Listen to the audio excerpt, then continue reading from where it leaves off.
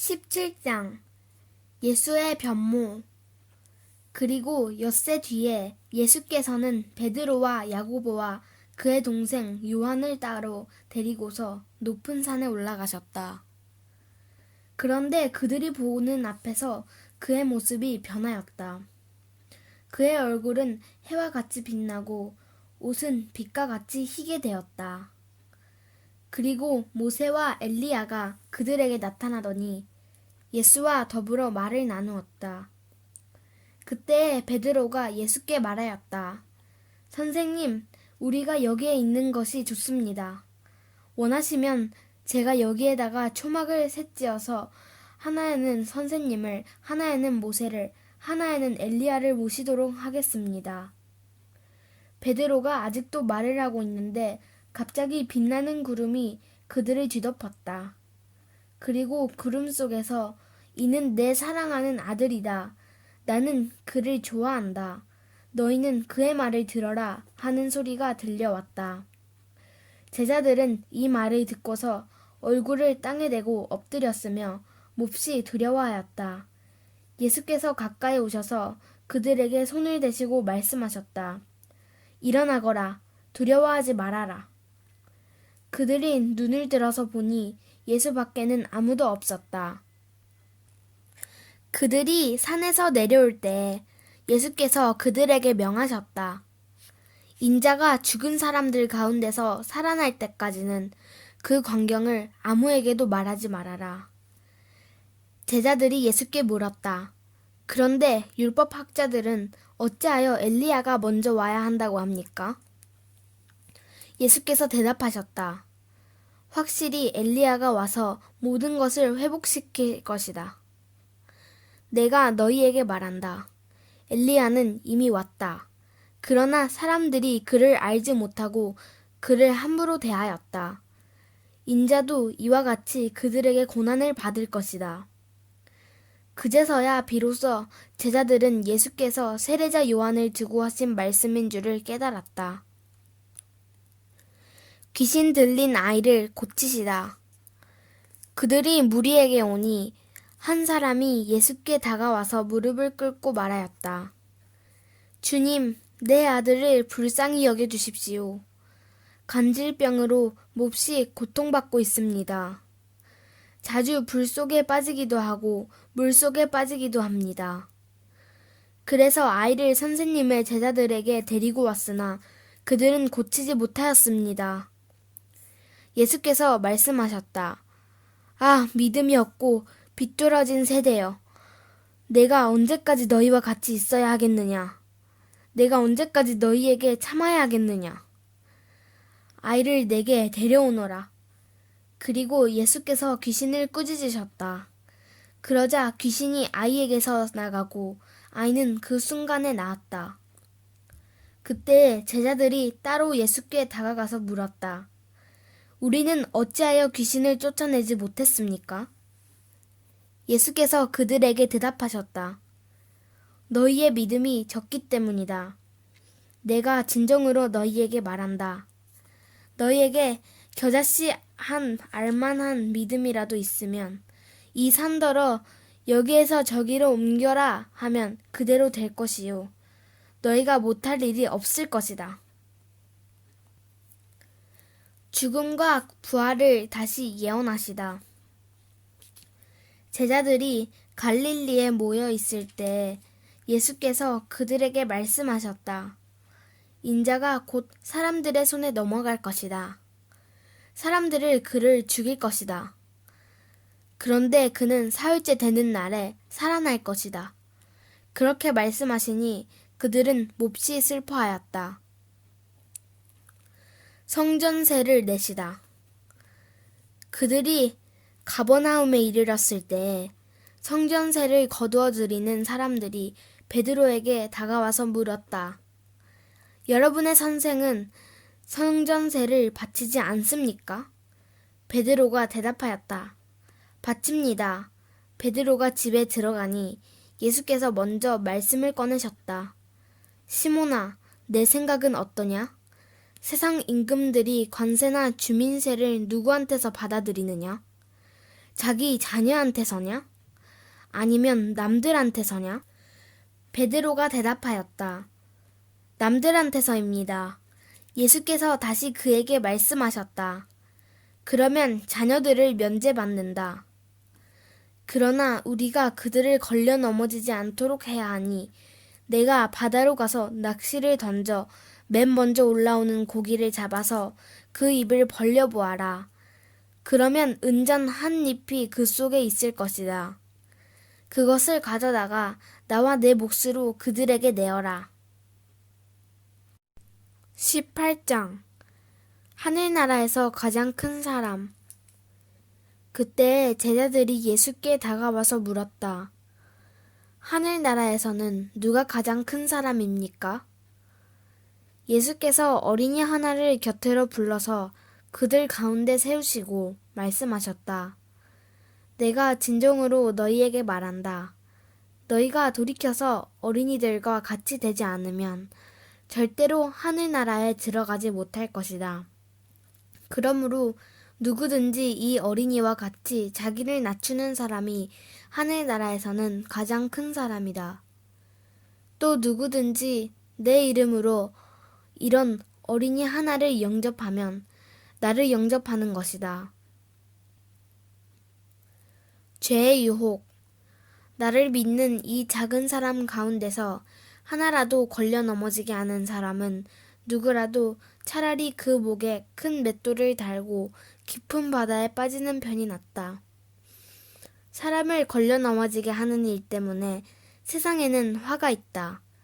걸려 넘어지게 하는 일이 없을 수는 없으나 걸려 넘어지게 하는 일을 일으키는 그 사람에게는 화가 있다.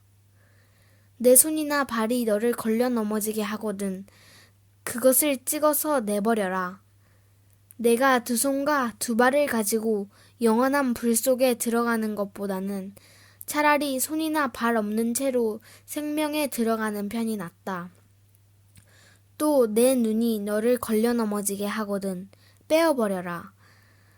내가 두 눈을 가지고 불붙는 지옥에 들어가는 것보다는 차라리 한 눈으로 생명에 들어가는 편이 낫다.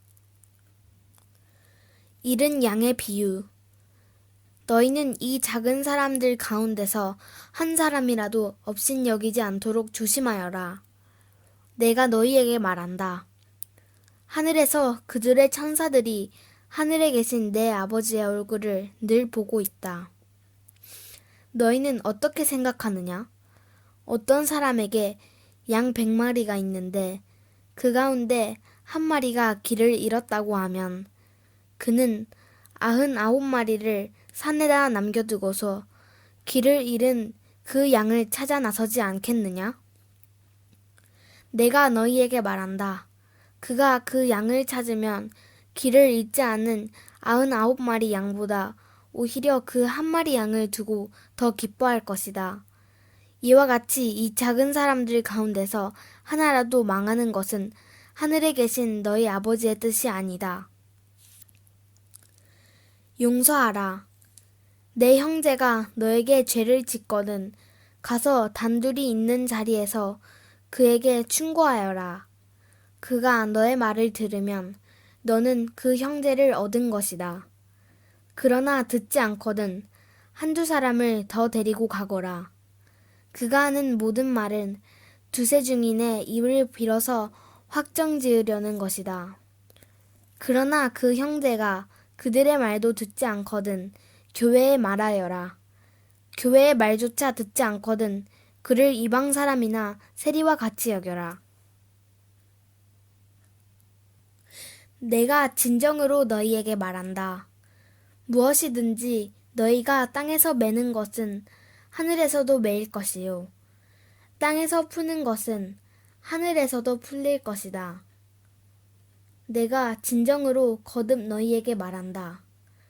땅에서 너희 가운데 두 사람이 합심하여 무슨 일이든지 구하면 하늘에 계신 내 아버지께서 그들에게 이루어 주실 것이다.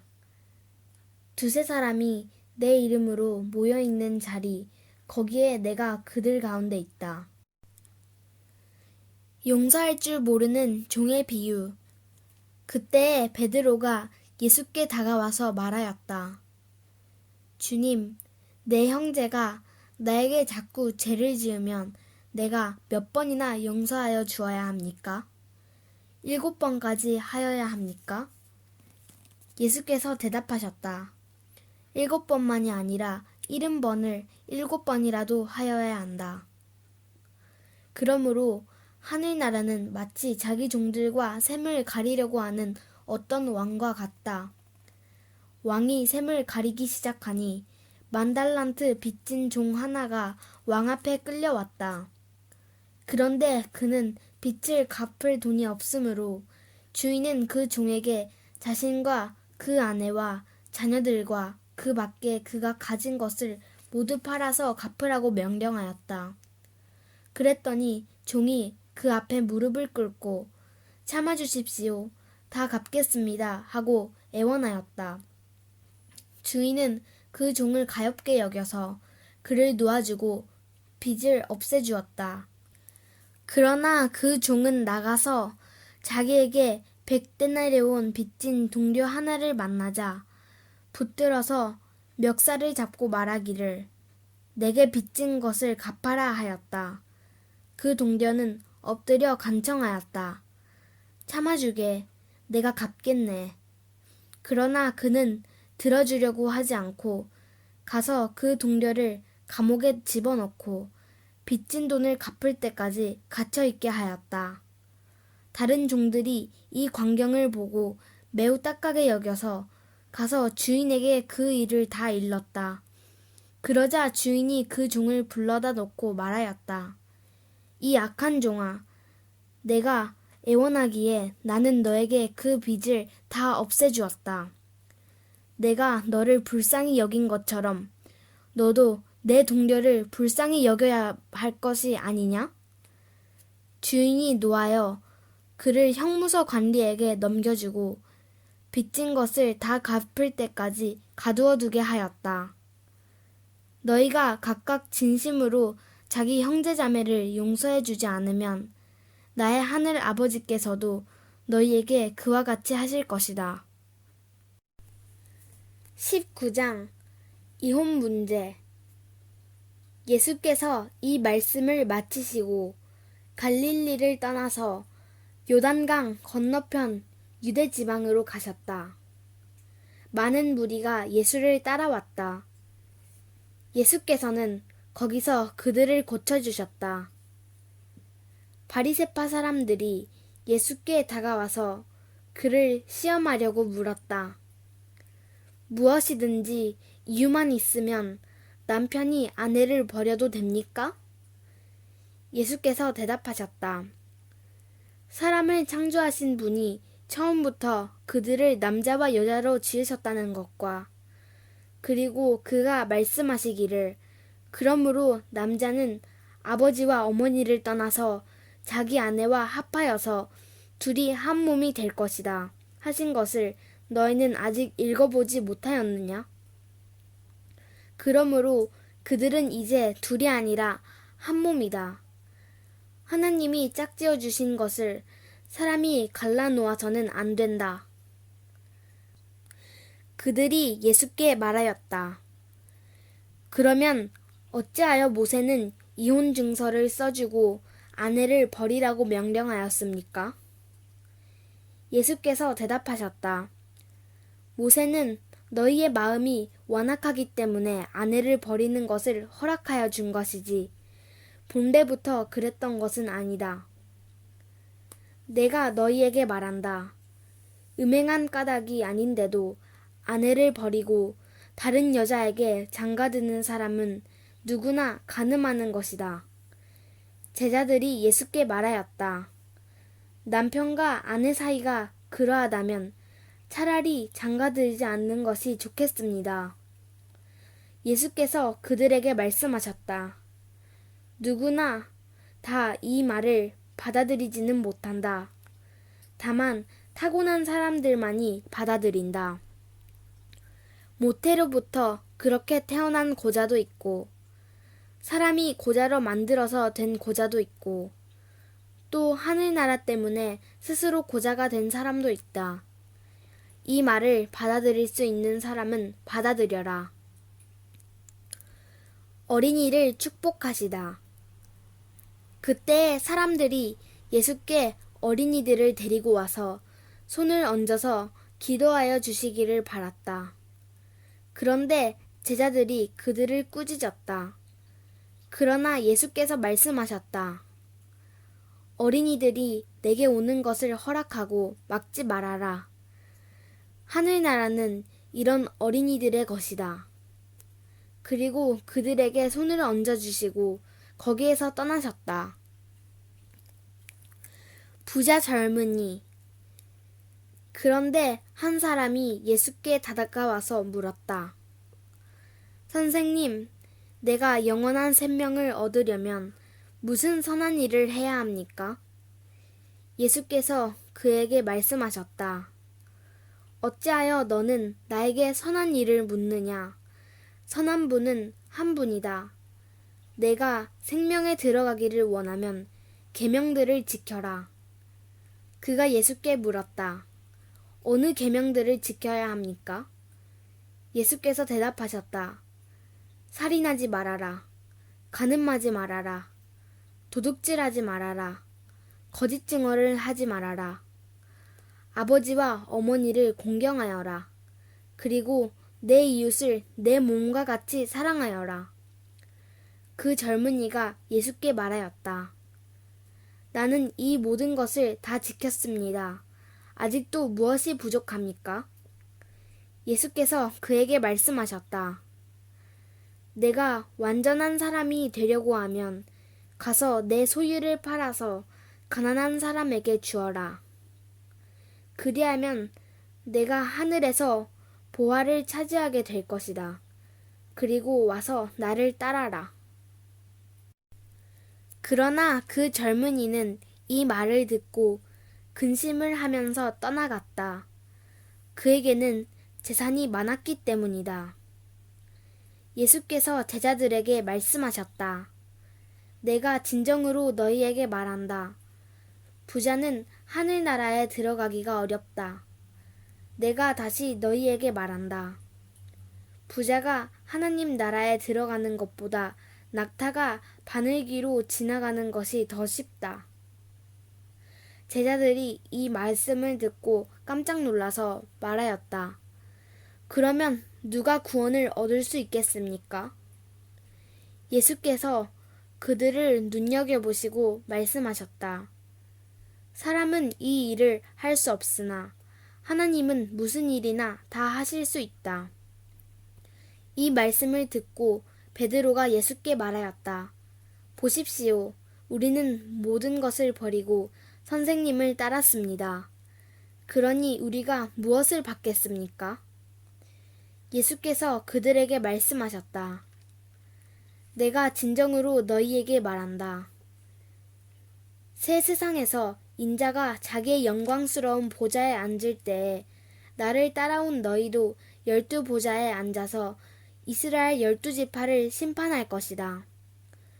내 이름을 위하여 집이나 형제나 자매나 아버지나 어머니나 자식이나 땅을 버린 사람은 100배나 받을 것이요 또 영원한 생명을 물려받을 것이다.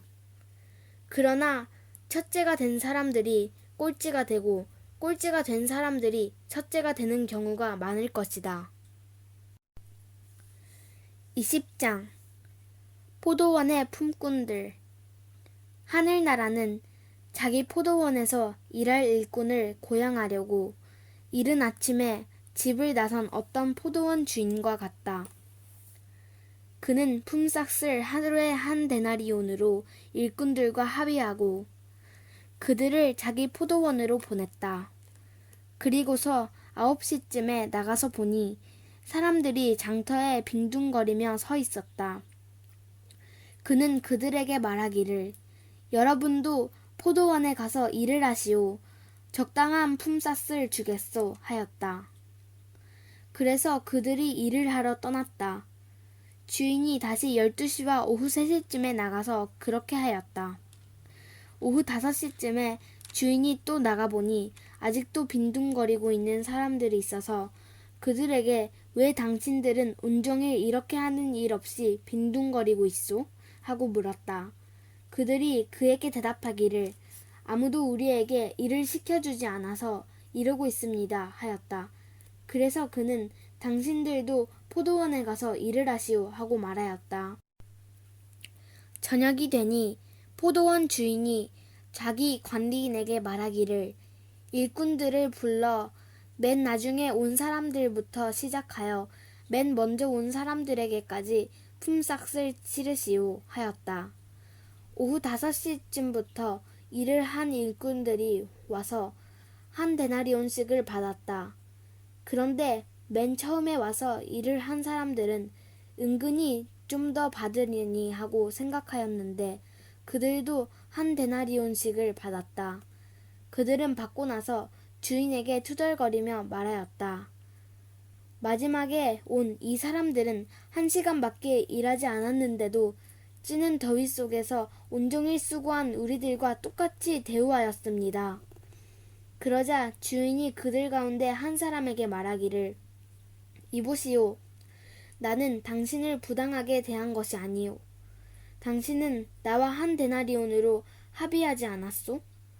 당신의 품삯이나 받아가지고 돌아가시오. 당신에게 주는 것과 꼭 같이 이 마지막 사람에게 주는 것이 내 뜻이오. 내 것을 가지고 내 뜻대로 할 수 없다는 말이오? 내가 후하기 때문에 그것이 당신 눈에 거슬리오 하였다. 이와 같이 꼴찌들이 첫째가 되고 첫째들이 꼴찌가 될 것이다. 죽음과 부활을 세 번째로 예고하시다. 예수께서 예루살렘으로 올라가시면서 12제자들 따로 곁에 불러놓으시고 길에서 그들에게 말씀하셨다. 보아라, 우리는 지금 예루살렘으로 올라가고 있다. 인자가 대제사장들과 율법학자들에게 넘겨질 것이다. 그들은 그에게 사형을 선고할 것이며 그를 이방 사람들에게 넘겨주어서 조롱하고 채찍질하고 십자가에 달아서 죽게 할 것이다. 그러나 그는 사흘째 되는 날에 살아날 것이다. 야고보와 요한의 요구. 그때에 세베대의 아들들의 어머니가 아들들과 함께 예수께 다가와서 절하며 무엇인가를 청하였다. 예수께서 그 여자에게 물으셨다. 무엇을 원하십니까? 여자가 대답하였다. 나의 이 두 아들을 선생님의 나라에서 하나는 선생님의 오른쪽에 하나는 선생님의 왼쪽에 앉게 해주십시오. 예수께서 대답하셨다. 너희는 너희가 구하는 것이 무엇인지도 모르고 있다. 내가 마시려는 잔을 너희가 마실 수 있겠느냐? 그들이 대답하였다. 마실 수 있습니다. 예수께서 그들에게 말씀하셨다. 정말로 너희는 나의 잔을 마실 것이다.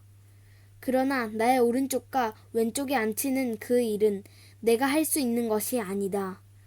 그 자리는 내 아버지께서 정해놓으신 사람들에게 돌아갈 것이다. 10 제자가 이 말을 듣고 그 두 형제에게 분개하였다. 예수께서는 그들을 곁에 불러놓고 말씀하셨다.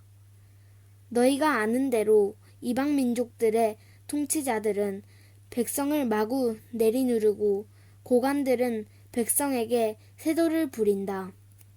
그러나 너희끼리는 그렇게 해서는 안 된다.